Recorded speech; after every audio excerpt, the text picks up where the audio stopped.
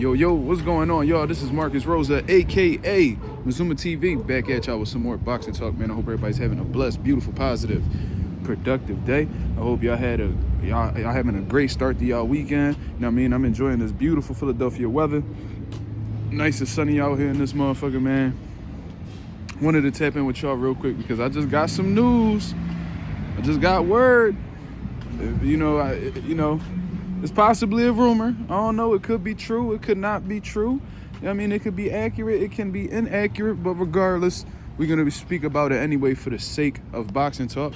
You know what I'm saying? I was scrolling through the socials just to see what was new in boxing, see what was worth talking about. And for the most part, we've been hella consistent, man, just based off of the lives that we've been putting out. So we pretty much up to date. You know what I mean? If you don't see the lives, come tune in 10:30 p.m. Eastern Standard Time on basically a daily basis. You feel what I'm saying? But I got word. Shout out to Ness over at the Boxing Voice for putting this out there, man. He said that, there's been some rumblings that Zuffa Boxing, who may already have a deal set in place with Devin the Dream Haney. That's not confirmed either. I don't know exactly what's going on with that. But regardless, an offer was sent over to Devin Haney to fight Shakur Stevenson on Netflix. This is going to be at 147 pounds. You know what I'm saying? They said that Devin Haney has already accepted the bout, which sounds like Devin Haney for the most part. You know what I'm saying? Because you let Turkey Al-Sheikh tell it.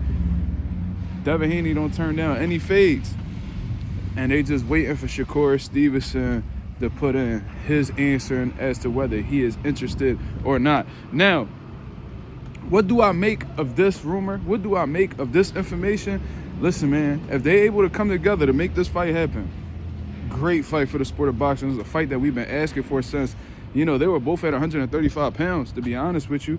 Since then, Devin Haney has went on to win world titles at, 40 and 47, while previously being undisputed at 135 pounds. And then we've seen, Shakur Stevenson, who won the WBC title after Devin Haney vacated at 135, and, went on to grab the WBO junior welterweight title after defeating Teofimo Lopez in New York. Now, Shakur Stevenson has only one fight at 140 pounds. So to see him move up to 147 immediately and face a top dog in the division, that'll be hella impressive, and that'll let you know exactly what Shakur Stevenson is built like.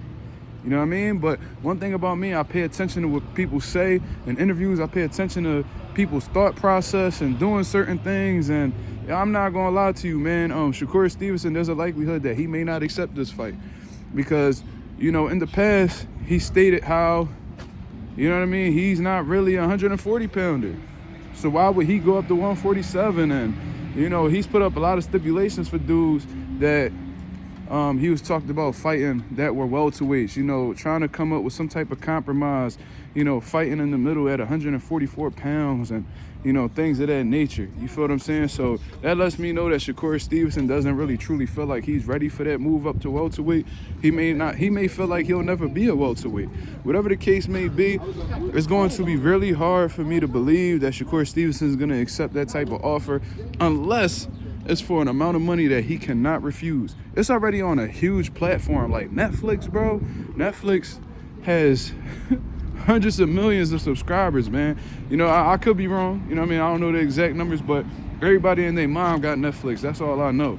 You know what I'm saying? I got Netflix. Everybody I know got Netflix. And, whenever we seen like Amanda Serrano, Katie Taylor on there, Jake Paul fighting Mike Tyson, and they've always done huge numbers. So that's a huge platform. If these guys are looking to be the face of boxing, part of what makes you the face of boxing is you getting exposed to the masses. You know what I mean? And I don't think there's any platform that gets it done like Netflix does at this current moment. So it's a huge opportunity. I'm sure there's going to be huge money involved because the Saudis is back in Zuffa Boxing. So, Turkey Al-Sheikh has a good relationship with both of these guys. He's worked with them previously. Why wouldn't he give them a crazy bag for them to compete against each other on Netflix? You see what I'm saying? So is there a likelihood that it may happen? Possibly, because Shakur might get a bag where he like, man, I can't walk away from this. This is a different type of money. And plus with his competitive nature and the belief in his skill set and things like that, that may entice him or motivate him to go on and take that challenge. And one reason why I know the money good is because according to the rumor, Devin Haney has already accepted.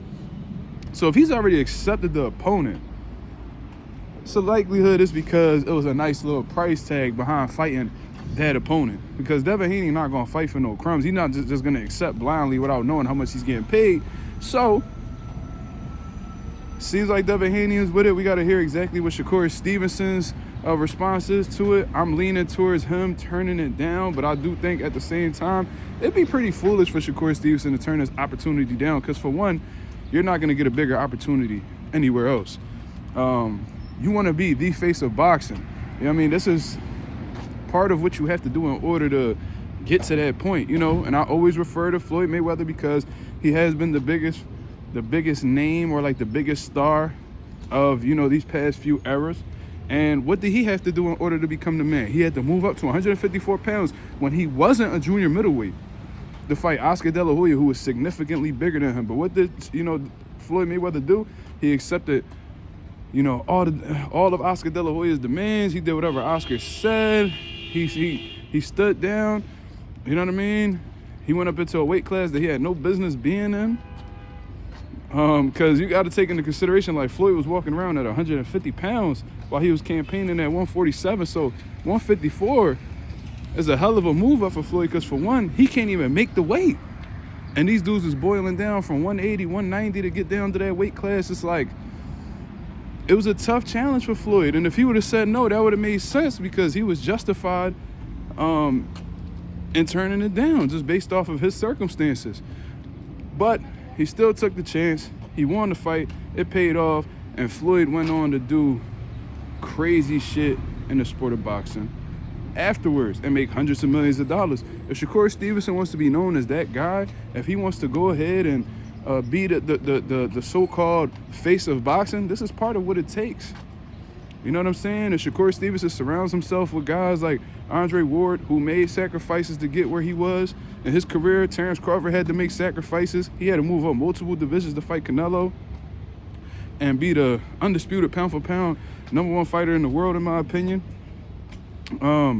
He, you know, he's really good friends with Floyd Mayweather. So, you know, if he pays attention to these guys and the risk that they took in order to get where they were in their career, then he should go ahead and follow suit.